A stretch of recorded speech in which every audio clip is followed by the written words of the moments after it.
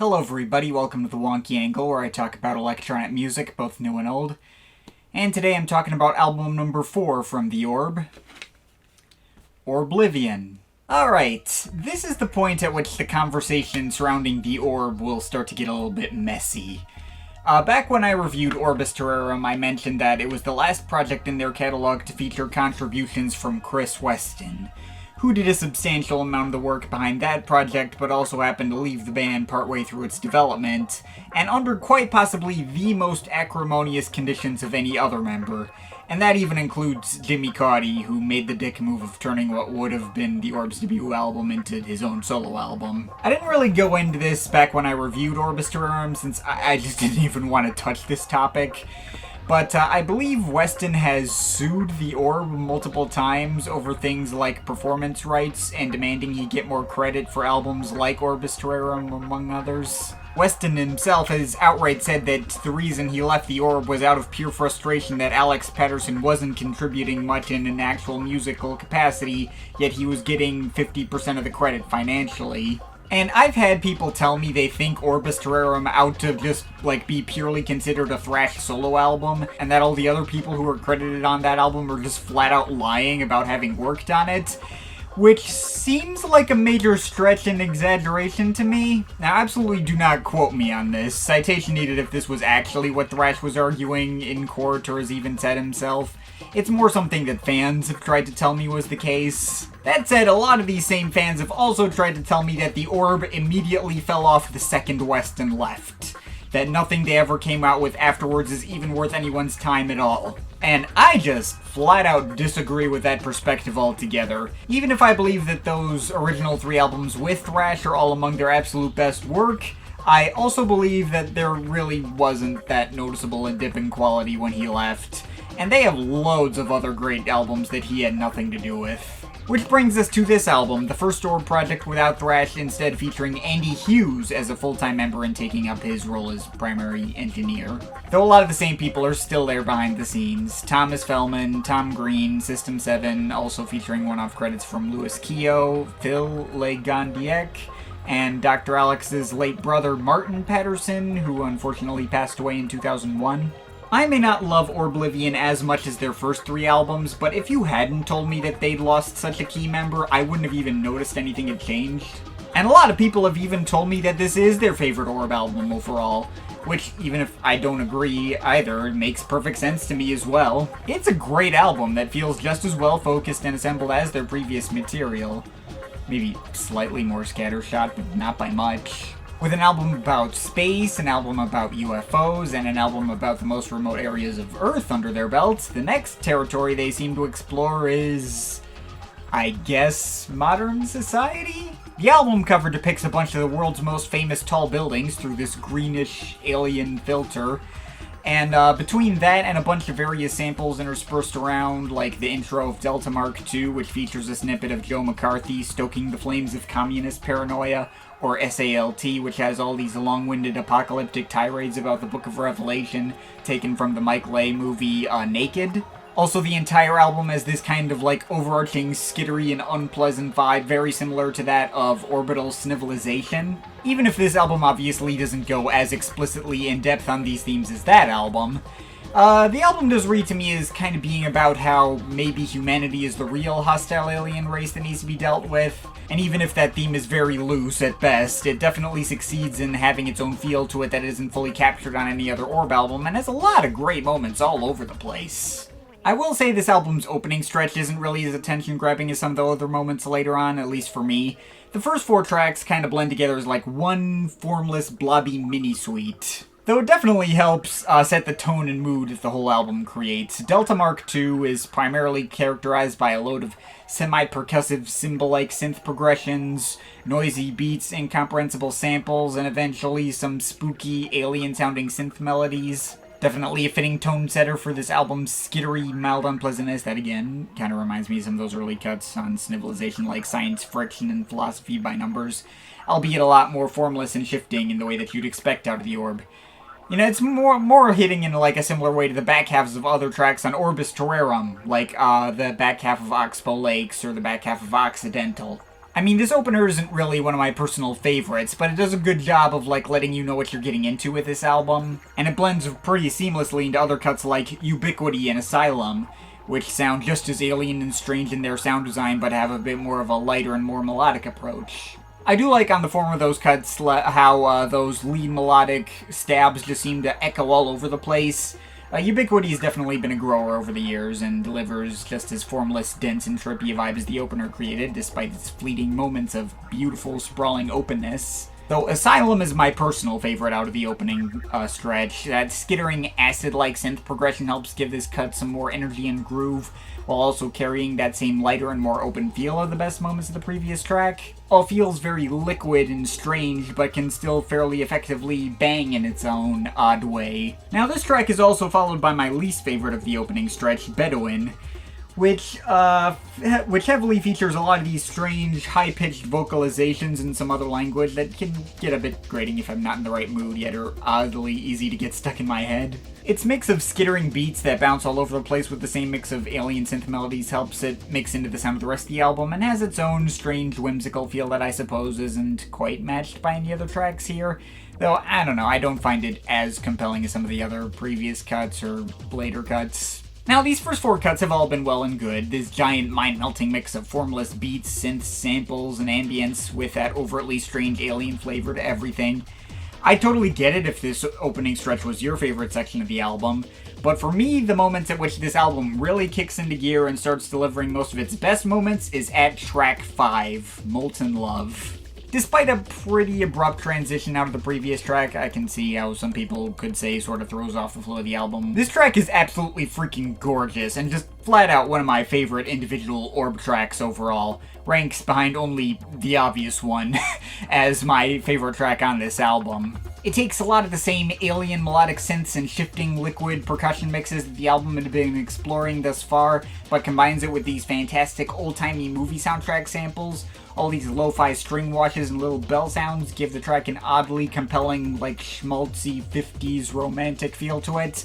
And the way they work into all this strange sci-fi noises just creates this transcendental experience unlike anything else in the Orb catalog. I freaking love it. Of course, this fuzzy and nostalgic feeling doesn't last after this track is done. It's quickly obliterated by the following minute-long interlude Pi Part 1, which just has this super thick, heavy, and noisy drum loop that just smashes through everything and somehow doesn't feel like a buzzkill at all.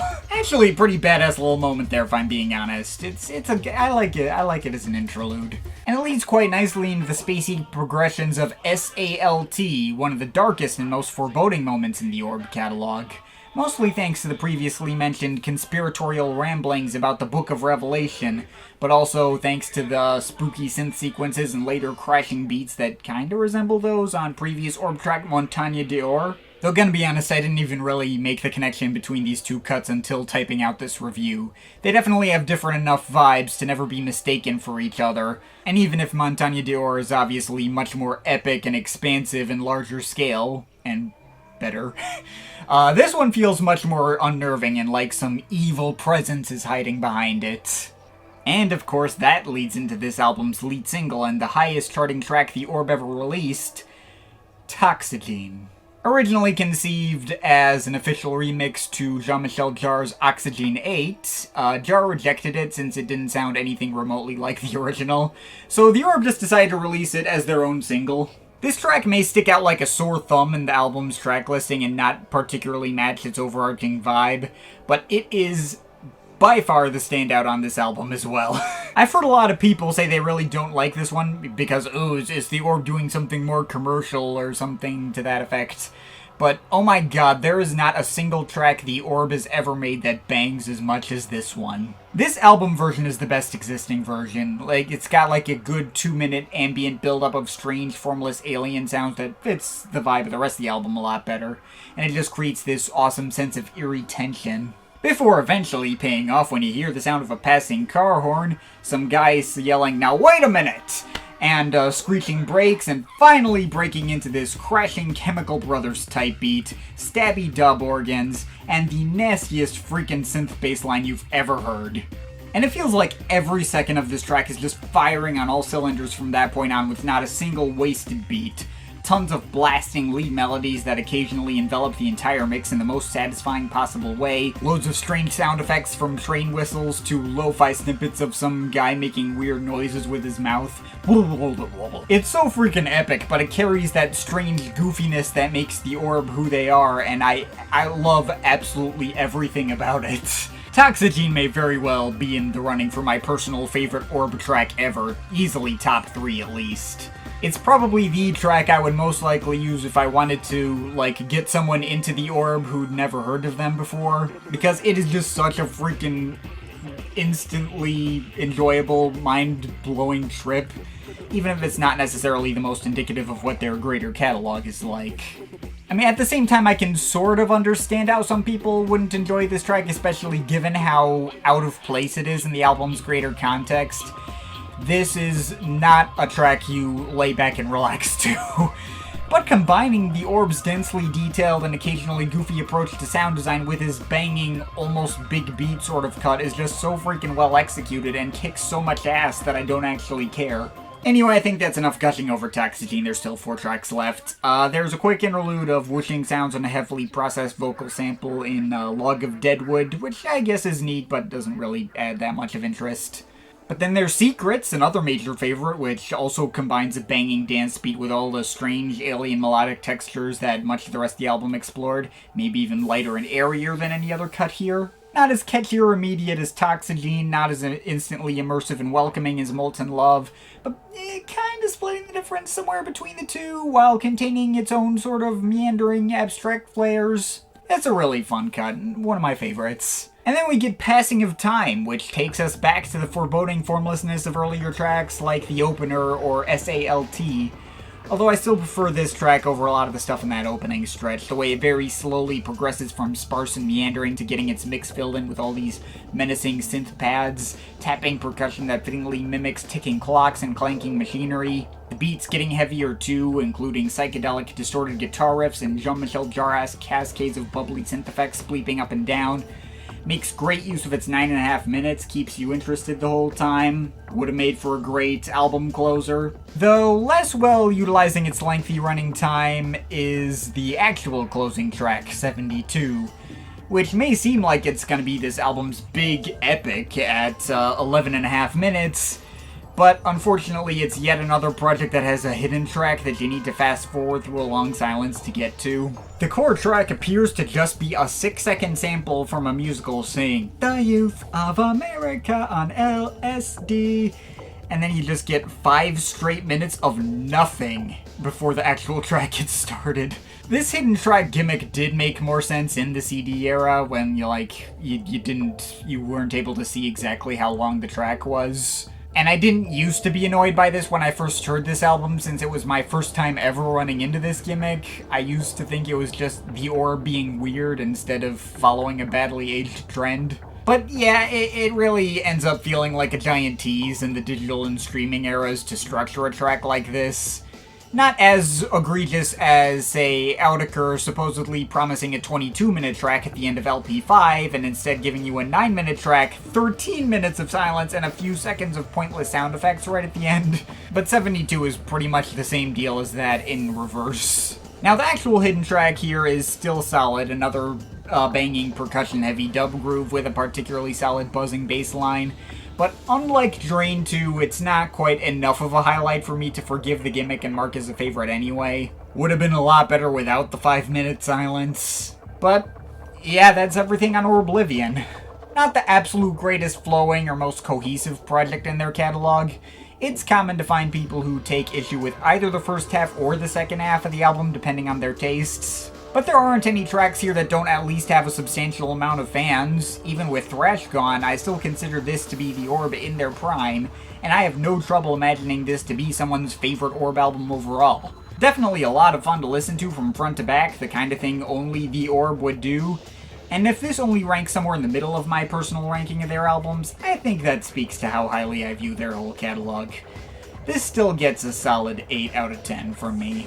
But of course, this is just my opinion. You can feel free to disagree with it, but I'd like to hear your thoughts, so leave the comments in the comment thing down there. Shout out to my Patreon supporters. They're awesome people. You want to add yourself to that list or make me review something, link to my Patreon is in the description. But yeah, that's pretty much it. That's all for today. See you next time.